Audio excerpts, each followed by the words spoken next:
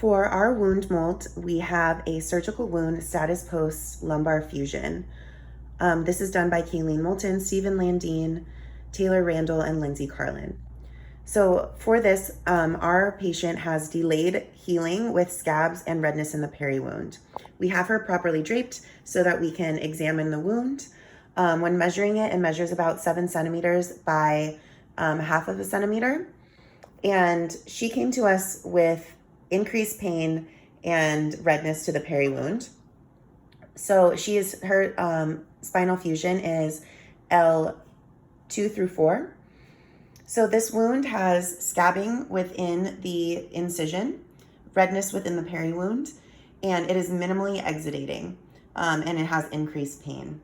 So due to this, we wanted to perform a swab just to rule out any infection. We perform an aerobic swab. Because of the peri wound is inflamed, the delayed healing, and the increased pain, we just want to rule that out completely. So we want to perform an aerobic swab culture. So with this, we would don our gloves, make sure that we clean the wound thoroughly, irrigate or with water or saline, and then we would take off our gloves, reapply clean gloves, and perform the wound culture. So using our sterile swab, we would go along the incision, gently rotating and pressing to make sure that we are getting any exudate to determine if there is an infection. With this, we want to also stay within the incision line. We don't want to touch the skin on the outside. So making sure that we are just within the wound bed for the swab culture. So then we would send that off to the lab to be tested for infection. And we would change our gloves once more to provide our dressings or to administer the dressings.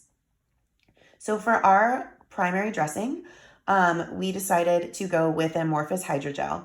This is due to the wound being minimally exudative, and it will also help retain moisture and decrease the pain that our patient is experiencing. So we would apply with the fresh gloves, apply the hydrogel. We have our hydrogel right here. We would apply it to the wound, and then that would be our primary dressing. And then for our secondary dressing, we would use a non-adhesive semi-permeable foam.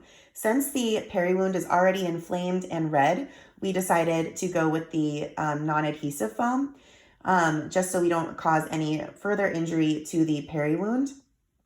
This will also help retain the non-adhesive semi-permeable foam will also help retain the moisture within the wound from the hydrogel, and it'll also provide cushioning. Because of the placement of this incision, it is on her back, on her low back. She will be in bed for a while she heals, and so making sure that we have that wound nice and cushioned to also help decrease pain is important.